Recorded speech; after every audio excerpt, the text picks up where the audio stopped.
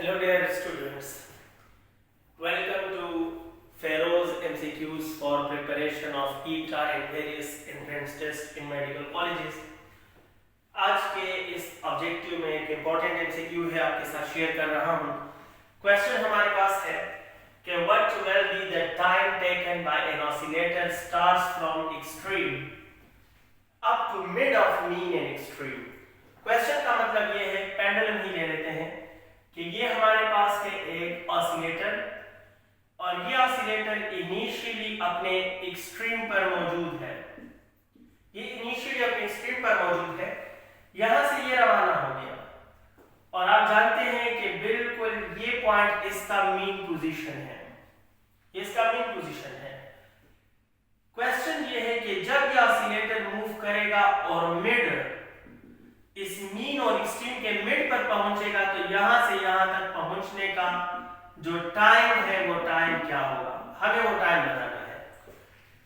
जो maximum students गलती करते हैं वो ये है, इसकी गलत जजमेंट ये है कि स्टूडेंट के माइंड में ये होता है कि एक्सट्रीम से मीन तक टाइम होता है t/4, यानी यहां से यहां तक ये t/4 है। तो अगर ये मिड पर होगा तो इट मीन के मिड वाला पे होगा t/4 डिवाइड बाय 2 और the answer will be t/8 और वो ऑप्शन ए ले लेते हैं। लेकिन याद रखिए ऑप्शन ए बिल्कुल गलत है। क्यों गलत है भाई, सीधी सी बात आपको बताता हूं।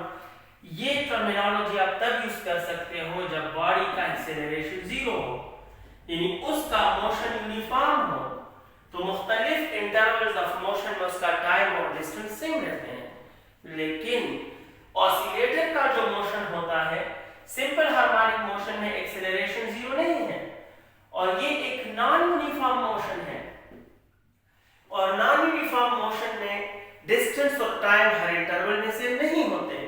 एक हिस्से में टाइम कम डिस्टेंस ज्यादा, दूसरे हिस्से में टाइम ज्यादा डिस्टेंस कम होता है। याद रखिएगा कि ऑसिलेटर्स के लिए मीन और एक्सट्रीम के दरमियान टाइम फिक्स्ड है, बाकी नहीं, यानी extreme to mean t/4, mean to extreme t/4, फिर एक्सट्रीम टू मीन फिर t/4। लेकिन मीन और एक्सट्रीम के दरमियान कोई भी पॉइंट हो तो वहां तक डिस्टेंस और टाइम के वैल्यू सेम नहीं आते, आपने कैलकुलेट करने होंगे। So this idea for solution is wrong. ये आइडिया सॉल्यूशन के लिए बिल्कुल गलत है। हमें कैसे सॉल्व करना पड़ेगा, तो आप कहें सर ऑसिलेटर एक्सट्रीम से स्टार्ट ले चुका है और लेक्चर में आपको बताया गया था कि जब ऑसिलेटर एक्सट्रीम से स्टार्ट ले तो आप इक्वेशन इस्तेमाल करोगे x = x0 cos of omega t extreme के लिए। अगर मीन से होता तो फिर साइन वाला यूज करते।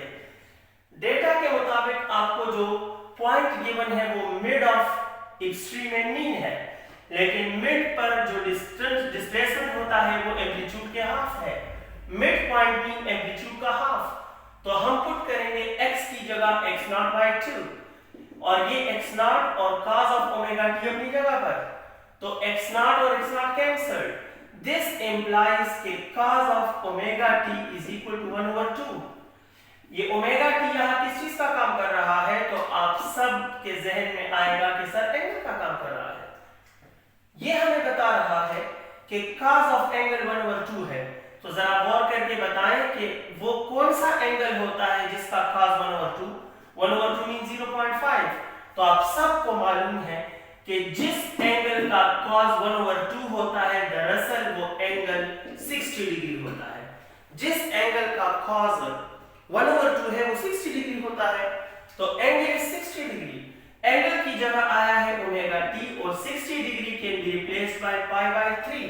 आप जानते हैं ओमेगा होता है 2π टाइम पीरियड, टाइम हमें बताना है और ये π/3। तो माय डियर स्टूडेंट पाई और पाई एक दूसरे को कैंसिल कर चुके हैं, हमें मिला है कि 2 small t by capital T = 1/3।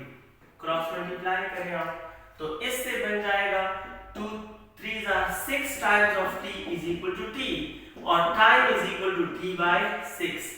तो देखो कैलकुलेशन बता रहा है कि यहां से मिड तक जाने का जो टाइम है वो 6 होगा, वो t/6 होगा, t/8 नहीं होगा। The correct answer is t/6। इससे पहले के एमसीक्यू में आपको एक शॉर्ट फॉर्म बताया था, लेकिन मैंने साथ में शर्त बताई थी कि उन क्वेश्चन में ये शॉर्ट फॉर्म यूज करोगे जिसमें ऑसिलेटर एक्सट्रीम से मीन तक जाए या मीन से एक्सट्रीम तक जाए या एक्सट्रीम से एक्सट्रीम तक जाए, यानी दोनों पॉइंट्स फिक्स्ड पॉइंट हो, वेल डिफाइंड हो। अगर मीन और एक्सट्रीम के दरमियान कोई आम सा पॉइंट हो तो फिर आप वो शॉर्ट फॉर्म इस्तेमाल नहीं कर सकते हैं। नेक्स्ट एमसीक्यू के साथ मिलेंगे, तब तक के लिए अल्लाह हाफिज।